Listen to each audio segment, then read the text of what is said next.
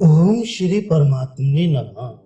श्री रामकृष्ण परमहंस की अमृत वाणी, छठा अध्याय। धर्म प्रचारक असली और नकली।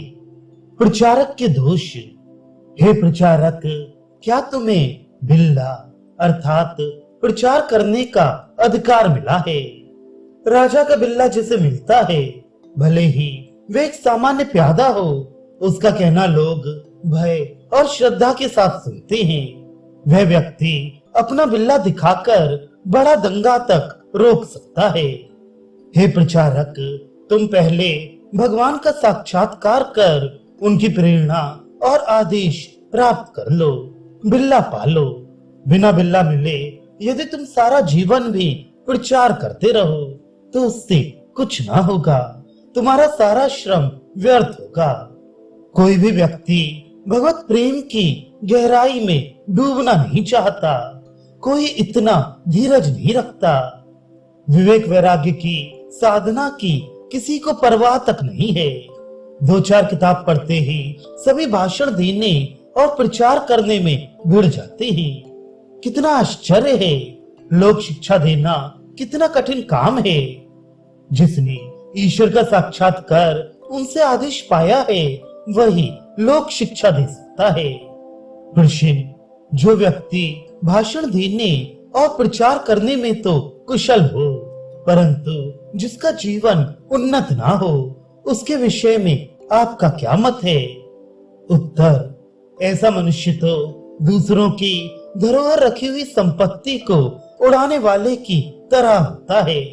वह लोगों को बड़ी आसानी से उपदेश देता है, पर सच पूछो तो उसमें उसके स्वयं के भाव या विचार नहीं होते। सभी दूसरों से उधार लिए हुए होते हैं। एक बार हरि सभा में एक प्रसिद्ध पंडित प्रवचन दे रहा था।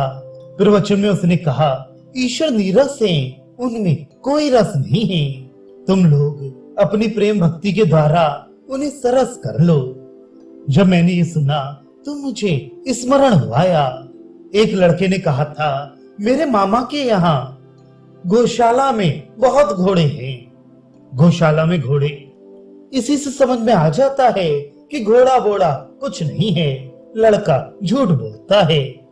ईश्वर जो रस स्वरूप आनंद स्वरूप हैं, उन्हीं को नीरस कहना, इसी से पता चल जाता है कि उस व्यक्ति ने ईश्वर क्या है ये नहीं जाना है। प्रश्न, आजकल जिस तरह का धर्म प्रचार हो रहा है, उसके बारे में आपकी क्या राय है? उत्तर, यह तो एक जन के लायक भोजन तैयार कर 100 जनों को न्योता देने की तरह है। थोड़ी सी साधना करते ही गुरुगिरी करने लग जाते हैं। पहले हृदय मंदिर में भगवान को प्रतिष्ठित कर लो, उनके दर्शन कर लो, बाद में इच्छा हो तो लेक्चर देना। संसार में आसक्ति के रहते और विवेक वैराग्य के ना रहते, सिर्फ ब्रह्म ब्रह्म कहने से क्या होने वाला है? मंदिर में देवता तो है नहीं, व्यर्थ शंख फूंकने से क्या होगा? मैं एक दिन पंचवटी की ओर से जा रहा था। जाते हुए मैंने एक मेढक की आवाज सुनी। सुनकर मैंने अंदाज किया कि जरूर उसे सांप ने पकड़ा है। काफी देर के बाद वहां से लौटते समय मुझे फिर वही आवाज सुनाई देने लगी। झाड़ियों की ओर झांक कर देखा तो एक ढूंढड़ा सांप एक मेढक को मुंह में पकड़े हुए था। वे ना उससे निगल सकता था, ना छोड़ ही सकता था। बेचारे मेढक की दुर्दशा का अंत नहीं हो रहा था। तब मैंने सोचा कि अगर इसे कोई असल नाग सांप पकड़ता तो तीनी पुकार में ये ठंडा हो जाता। इसे डोडहा ने पकड़ा है, इसी कारण सांप भी बेहाल हो रहा है और मेढक भी। यदि अज्ञानी जीव गुरु बनकर दूसरे को भव बंधन से मुक्त करने जाए तो ऐसे कच्चे गुरु से गुरु की भी दुर्दशा होती है और शिष्य की भी। ना तो शिष्य का अहंकार दूर होता है और ना उसके भव बंधन ही कटते हैं।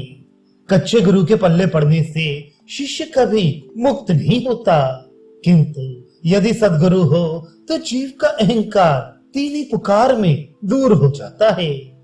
एक धर्म प्रचारक धार्मिक प्रवचन देते हुए श्रोताओं के हृदय में प्रबल भक्ति भाव का स्रोत बहा देता था, परंतु उसका व्यक्तिगत जीवन उतना अच्छा नहीं था। उसके जीवन की ओर देखकर दुखित होकर मैंने उससे एक दिन पूछा, क्यों भाई, तुम लोगों के हृदय में तो खूब भक्ति भाव जगाते हो, पर स्वयं इस तरह का हीन जीवन कैसे बिताते हो?